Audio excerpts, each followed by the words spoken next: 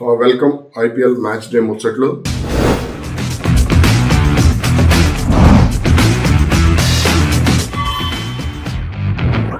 ఈ రోజు మ్యాచ్ కి సంబంధించి అంటే నిన్నటి వరకు జరిగినటువంటి మ్యాచెస్, ఈ రోజు జరిగినటువంటి మ్యాచెస్, నిన్నటి జరిగినటువంటి మ్యాచెస్ గురించి మనం మాట్లాడుకున్నాం. మన ప్రెడిక్షన్స్ కొన్ని కరెక్ట్ అయ్యాయి, కొన్ని రాంగ్ అయ్యాయి. ఇక ఈ రోజు మ్యాచ్ గురించి ఎలా ఉండబోతుంది ఏంటి, ఢిల్లీ వర్సెస్ ముంబై మ్యాచ్ అంటే ఏ రేంజ్ లో సాగబోతుంది ఏంటి అని. సాధారణంగా ఐపీఎల్ మ్యాచెస్ అనగానే ప్రతి ఒక్కరికి కూడా హై స్కోరింగ్ మ్యాచెస్ లేదంటే ఇట్లా ఒక రకమైనటువంటి ఇంట్రెస్ట్ అనేది క్రియేట్ అవుతూ ఉంటుంది. ఇక ఈ రోజు మ్యాచ్ కి సంబంధించి ఎలా ఉండబోతుంది ఏంటి అనేది కనుక మనం ఒకసారి చూసుకుందాం. ఈ రోజు ఢిల్లీ వేదికగా, ఢిల్లీలోని అరుణ్ జైట్లీ మైదాన స్టేడియం వేదికగా ఢిల్లీ వర్సెస్ ముంబై జట్ల మధ్య మ్యాచ్ జరుగుతుంది. ఢిల్లీ హోమ్ గ్రౌండ్ ఇది. ఇక ఈ మ్యాచ్ లో బలాబలాలు ఏంటి, రెండు జట్ల బలాబలాలు ఏంటి, రెండు జట్లకు సంబంధించి బౌలింగ్ ఎలా ఉంది, వీక్నెస్లు ఏంటి అనే దానికి సంబంధించి ఒకసారి మనం మాట్లాడుకునేటువంటి ప్రయత్నం చేద్దాం. ముఖ్యంగా ఈరోజు ఢిల్లీ పిచ్ విషయానికి వస్తే మాత్రం ఖచ్చితంగా ఇది బ్యాటింగ్ ఫ్రెండ్లీ పిచ్ గానే చెప్పొచ్చు. ముఖ్యంగా అంటే గతంలో ఎస్ఆర్హెచ్ ఇక్కడ 278 పరుగులు చేసింది. కాబట్టి ఈ రోజు మ్యాచ్ కి సంబంధించి చూస్తే మాత్రం ఖచ్చితంగా అదే స్థాయిలో స్కోర్ నమోదయ్యేటువంటి ఛాన్స్ అయితే కనపడుతుంది. అంటే 250కి పైగా ఈరోజు స్కోర్ నమోదు కావచ్చు. అయితే అది ముంబై బ్యాటింగ్ ఫస్ట్ చేస్తే మాత్రం 250కి పైగానే నమోదయ్యేటువంటి ఛాన్సెస్ అయితే ఉండొచ్చు అనేటువంటి మాట వినపడుతుంది. ఎందుకనంటే ముంబై బ్యాటింగ్ బలానికి సంబంధించి చూస్తే కనుక ఈ పిచ్ చాలా అనుకూలంగా ఉండేటువంటి అవకాశం ఉంది. అంటే ముంబైలో మనం ఫస్ట్ మ్యాచ్ లో మనం చూసాం, ముంబై ఆడినటువంటి ఫస్ట్ మ్యాచ్ లో రోహిత్ శర్మ, రియాన్ ట్రికిల్టన్ వీళ్ళిద్దరూ కూడా చాలా అద్భుతంగా రాణించినటువంటి పరిస్థితి ఉంది. కాబట్టి వాళ్ళు ఈ రోజు జట్టుకు సంబంధించి కీలకంగా మారేటువంటి అవకాశం ఉంది. అయితే ఇక్కడ ముంబై మిడిల్ ఆర్డర్ ముంబైకి కొంత మైనస్ అయ్యేటువంటి అవకాశం కూడా ఉంది. ఇక్కడ అక్షర్ పటేల్ నేతృత్వంలోని ఢిల్లీ జట్టుకి సంబంధించి కూడా కొంత పిచ్ కండిషన్స్ కి వాళ్ళకు కూడా కొంత అనుకూలంగానే ఉండొచ్చు. కానీ ఎందుకు నాకు ముంబైకి ఎక్కువగా పిచ్ కండిషన్ అనేది కొంత అనుకూలంగా కనపడుతుంది అనేది అయితే చెప్పగలుగుతాను. ఇక అంటే ఈ టాస్ ఎవరు గెలుస్తారో మ్యాచ్ వాళ్లే గెలిచేటువంటి అవకాశం ఉంటుంది. ఇప్పటి వరకు కూడా టాస్ గెలిచిన వాళ్ళు ఫస్ట్ మ్యాచ్ గెలిచింది ఒకటే అనుకుంటా. ఇక నిన్నటి మ్యాచ్ కి సంబంధించి కూడా అదే జరిగినట్టుంది. ఇంక ఈ రోజు దాదాపుగా ఫస్ట్ ఎవరైతే టాస్ గెలుస్తారో వాళ్ళకే అనుకూలంగా ఉండేటువంటి అవకాశం ఉంది. ఇక ముఖ్యంగా ఇప్పటి వరకు కూడా మనం మాట్లాడుకున్నటువంటి అంశాల్లో పవర్ ప్లేలో ఎవరైతే ఎక్కువగా పరుగులు చేయగలుగుతారో వాళ్ళకే మ్యాచ్ లో విజయ అవకాశాలు అనేది ఎక్కువగా ఉంటాయి అనే విషయాన్ని అయితే మరోసారి స్పష్టంగా చెప్పగలను. ఎందుకు అనంటే పవర్ ప్లేలో ఎప్పుడైతే బ్యాటింగ్ స్లో అయిపోతుందో దాని ఎఫెక్ట్ అనేది తర్వాత ఎక్కువగా అంటే 8 నుంచి నేను చెప్పేటువంటి 6 నుంచి 12 ఓవర్ల వరకు ఎక్కువగా పడుతుంది. ఆఖరిలో మీరు పరుగులు చేయాలనుకున్నప్పటికీ కూడా ఈ నష్టాన్ని భర్తీ చేయడం అనేది చాలా వరకు కూడా అంటే కష్టతరం అయ్యేటువంటి పరిస్థితి ఉంది. ఇక ఈ రోజు మ్యాచ్ లో కూడా పవర్ ప్లేని కీలకంగా మారేటువంటి అవకాశాలు ఉన్నాయి. పవర్ ప్లేలో ఎవరైతే భారీగా పరుగులు చేయగలుగుతారో అంటే కనీసం 70 నుంచి 80 పరుగులు చేయగలుగుతారో ఈ రోజు పిచ్ కండిషన్ బట్టి చూస్తే ఖచ్చితంగా అది సాధ్యమయ్యేటువంటి అవకాశాలే మాక్సిమం కనపడుతున్నాయి. ఇక ఢిల్లీ వర్సెస్ ముంబైలో ఫస్ట్ ముంబై గురించి అంటే టీం ప్లేయింగ్ లెవెల్లో ఎవరు ఉండబోతున్నారు ఏంటి, అదేవిధంగా రెండు జట్ల బౌలింగ్ ఎలా ఉంది అనే దాని గురించి మనం ఒకసారి మాట్లాడుకునేటువంటి ప్రయత్నం చేద్దాం. ముందు హోమ్ గ్రౌండ్ ఢిల్లీది కాబట్టి ఢిల్లీ గురించి మాట్లాడుకుందాం. ఇక్కడ కేఎల్ రాహుల్, పదుమ్ నిస్సంక వీళ్ళిద్దరూ ఢిల్లీకి కొంత లాస్ట్ మ్యాచ్ లో మైనస్ అయినటువంటి పరిస్థితి ఉంది. వీళ్ళతో పాటుగా నితీష్ రాణా కూడా. కాబట్టి ఈ మ్యాచ్ లో వీళ్ళు గనక భారీగా పరుగులు చేస్తే అది ఖచ్చితంగా ఢిల్లీకి అడ్వాంటేజ్ అయ్యేటువంటి ఛాన్సెస్ అయితే ఉంటాయి. పవర్ ప్లేలో వీళ్ళ వికెట్లు కోల్పోకుండా ఫస్ట్ మ్యాచ్ లో వీళ్ళ వికెట్లు కోల్పోవడం, తర్వాత మిడిల్ ఆర్డర్ మీద కొంత భారం పడింది. తర్వాత సమీర్ రిజ్వీ, ట్రిస్టన్ స్టబ్స్ వీళ్ళిద్దరు ఆదుకున్నటువంటి పరిస్థితి ఉంది. కాబట్టి ఈ మ్యాచ్ లో కనుక భారీగా పరుగులు చేయగలిగితే వీళ్ళు అది చాలా వరకు కూడా అడ్వాంటేజ్ అయ్యేటువంటి అవకాశం ఉంటుంది. అలాగే నితీష్ రాణాకి సంబంధించి ఇతను కొంత అంటే భారీగా హిట్టింగ్ చేయగలిగే సామర్థ్యం ఉన్నటువంటి ప్లేయర్. కాబట్టి ఇతనికి సంబంధించి కూడా కొంత హోప్స్ అయితే ఢిల్లీకి ఉన్నాయి. కాకపోతే ఇతను నిలకడలేంది అనేటువంటి మాట ఇతని గురించి ఎక్కువగా వినపడుతూ ఉంటుంది. కాబట్టి ఇతను కనుక భారీగా పరుగులు చేస్తే అది ఢిల్లీకి అడ్వాంటేజ్ అయ్యేటువంటి ఛాన్సెస్ అయితే ఉంటాయి. అదేవిధంగా కెప్టెన్ అక్షర్ పటేల్ ఫామ్ లోకి రావాల్సినటువంటి అవసరం ఉంది. అలాగే డేవిడ్ మిల్లర్, ఇతని గురించి ఎంత తక్కువ మాట్లాడుకుంటే అంత మంచిది. మొన్న కూడా నేను ఇదే విషయాన్ని చెప్పడం జరిగింది.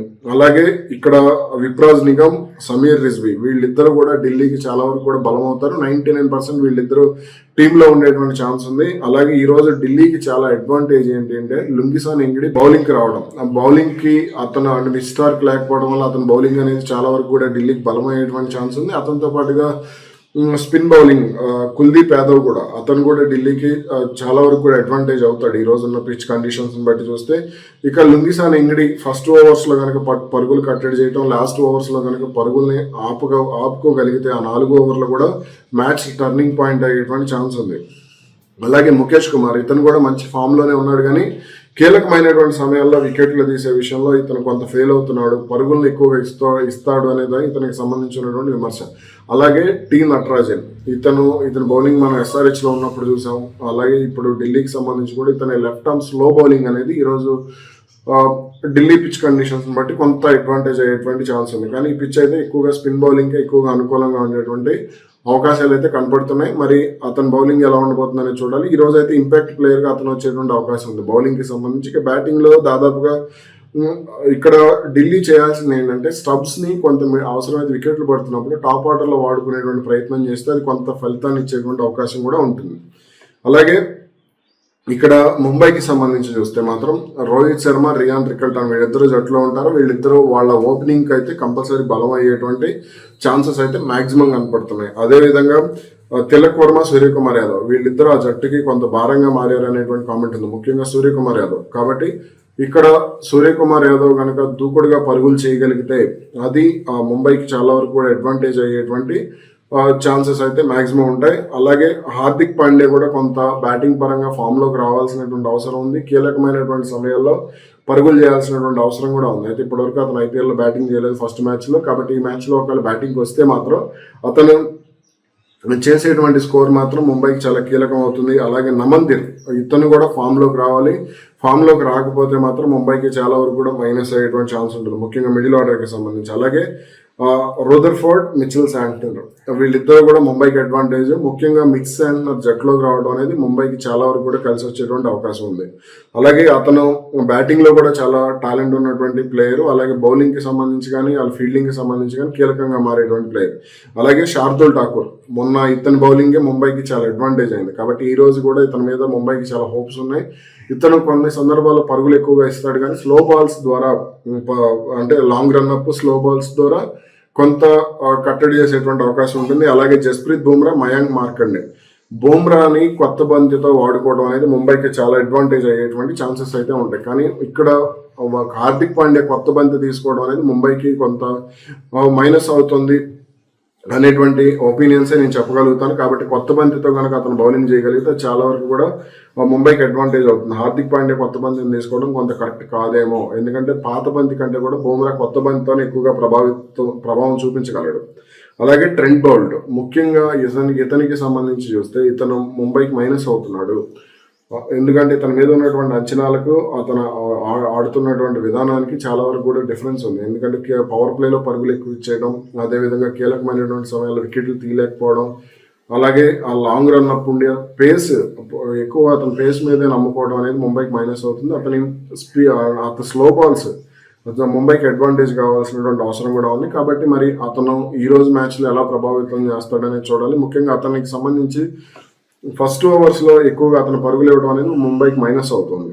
అది ఒకటి ముంబైకి మార్చుకోవాల్సినటువంటి అవసరం ఉంది. ఇక హోమ్ గ్రౌండ్లో మ్యాచ్ ఆడుతున్నటువంటి ఢిల్లీ గురించి మనం ఆల్రెడీ మాట్లాడుకున్నాం. అయితే ఇక్కడ కొంత మిడిల్ ఆర్డర్కి సంబంధించి రెండు జట్లలోనూ కొంత బలహీనతలు అయితే కనబడుతున్నాయి. ముఖ్యంగా టాప్ ఆర్డర్కి సంబంధించి ఓకే, కానీ ఢిల్లీ టాప్ ఆర్డర్ ఫామ్లోకి వస్తుందని అనుకుంటున్నాను. కాబట్టి ఢిల్లీ టాప్ ఆర్డర్ ఫామ్లోకి అయితే రావాలి. ఇంకా మరి అది ఏం జరుగుతుందనేది చూడాలి.